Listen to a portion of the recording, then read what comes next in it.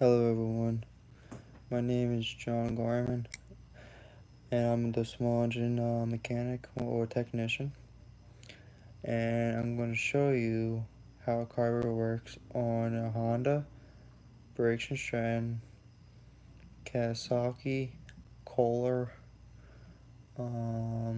even Harley Davidson. They have the same principle. Even cars, they have the older cars. So I'm going to show you exactly what it looks like. So I'll show you in a sec. So if I flip you over, okay. So this was off on a power washer carburetor, because I know that because they normally have a jet like this. Okay. So basically, I'm going to show you the basics, how it works. Really, just the basics, how the fuel flows into the carb, into this bowl. And this is called a flow bowl. And this is a step that actually catches, because these kind of carburetors has a step, if you could see right here. Take a shower? Yeah. The step catches right here. Okay. So the way it works is, all right. This is your fuel inlet right here. As fuel goes through here with your fuel line, like all your engines are on, and this is only for a 4-cycle engine, by the way. Some 4-cycle engines actually do have a diaphragm carburetors. Not a lot. The most common really is flow types. That's the most common in the outdoor power equipment industry. So basically, you got your needle and seat. All right. And how it works is, as fuel goes through here, right? It basically, when the fuel goes through, it actually drops down because it's heavier, and it drops in to the bowl, and it fills up the bowl to the point that this float closes the seat and there's no more flow, and now it's filled up.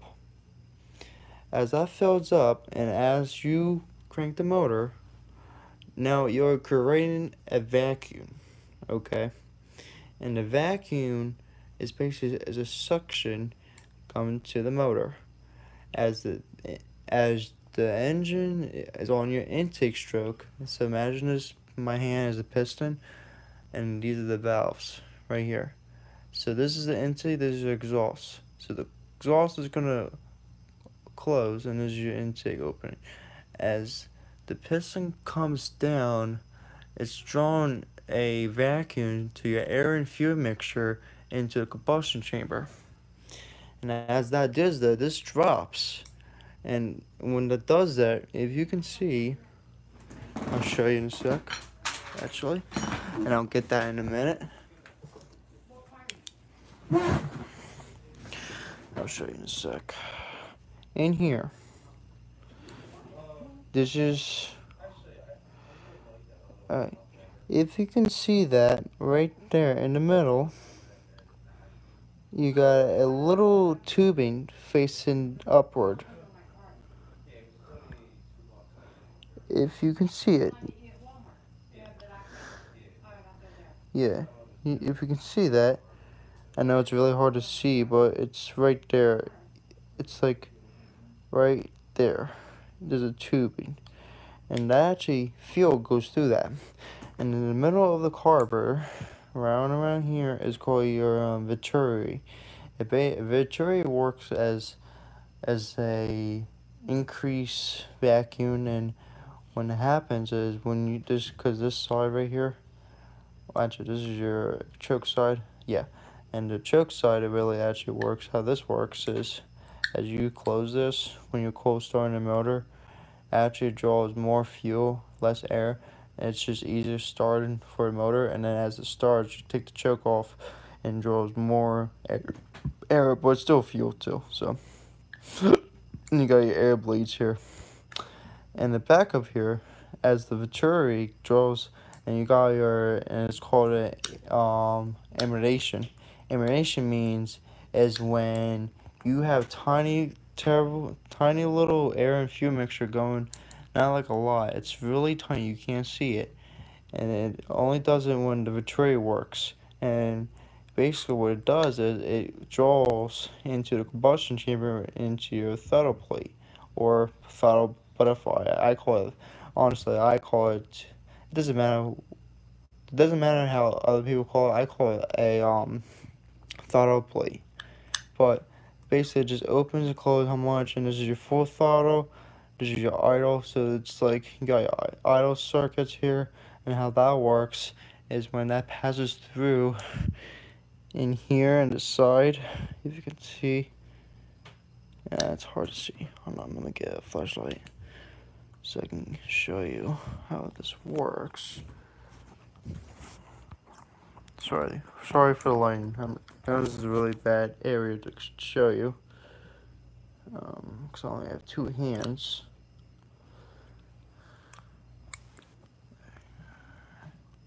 You see those holes right there? Those are your idle circuits or discharge circuits. And how that works is as fuel goes through an air fuel mixture, because without that, it will not idle. And what happens is if you don't have that, it's just gonna die on you when you're idle. And for old cars need them, and motorcycles, marines, and everything, you need that. All right. So what I was saying was, as this draws fuel in here, because this is your normal. I had a main jet, but now I dropped it somewhere, but I'm not gonna get it. So how a main jet, there's a bolt underneath here, and this stays here. It goes like this. Yeah, it goes like this, and there's a main jet sits here, right? And how that works is there's a hole on the side of it, okay? And what it does is when this fuel in there and draws, that fuel actually and air goes through there, that hole, and then it has another hole in the middle. So it goes aside and then it goes up. And what happens is when the vacuum starts to draw the fuel and air, that goes through up into this nozzle called your main nozzle, fuel nozzle, and that goes right into the Venturi, into the combustion chamber with the air. Alright, so fuel goes up, and the air comes from the choke air, actually. Because now you got this would have your air filter. You would have your so your housing and your air filter, and without an air filter, actually, you'll run lean.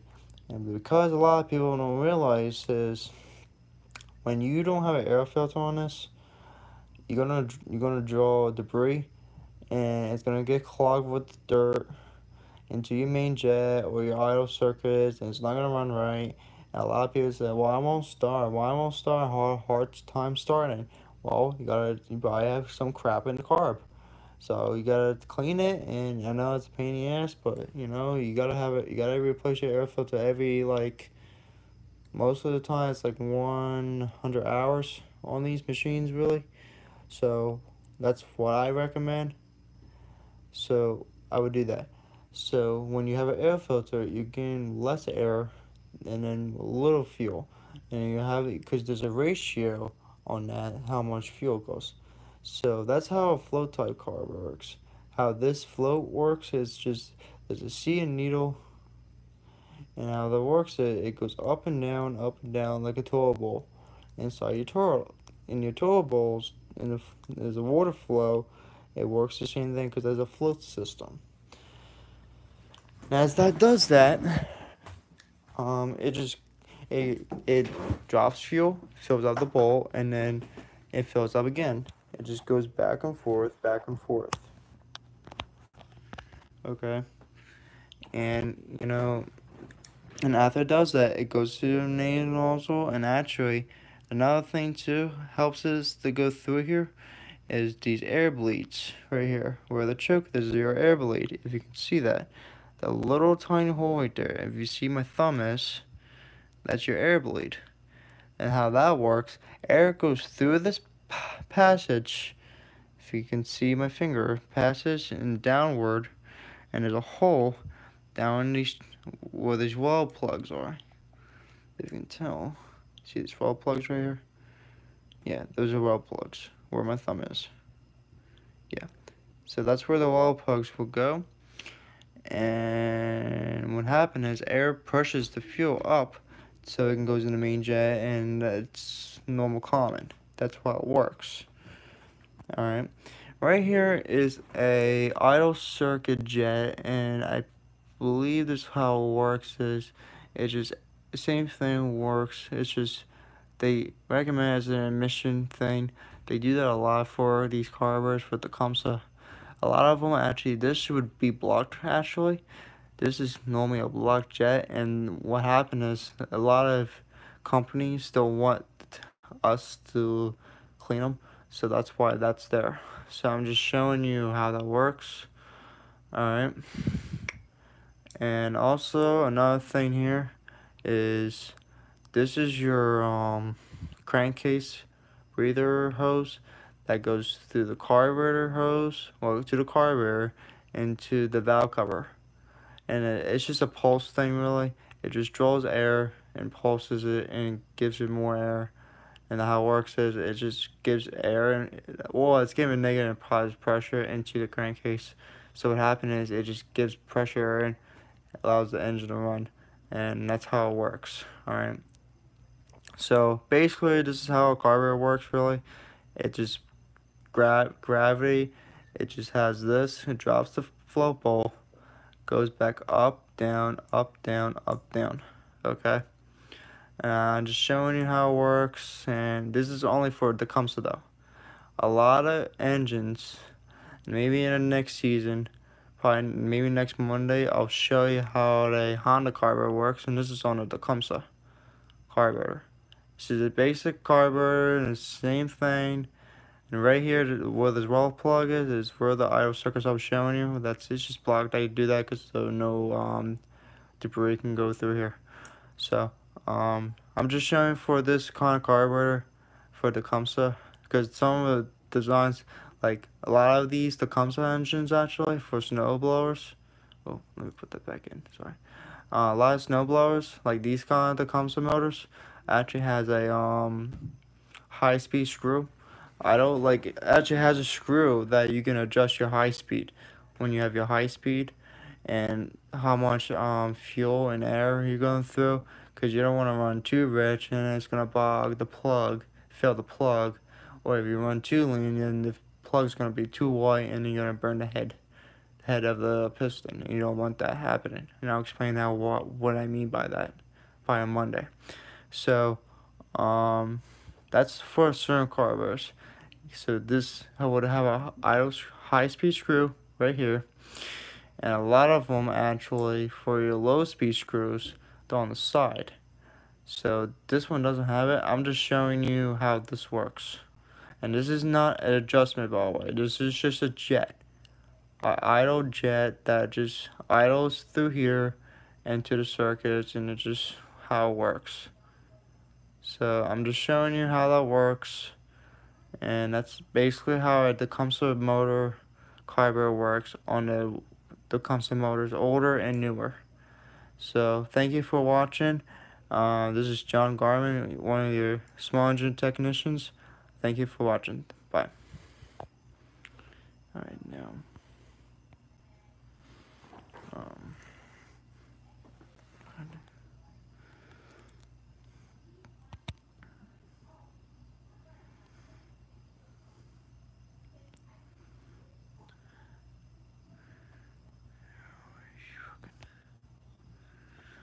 hmm.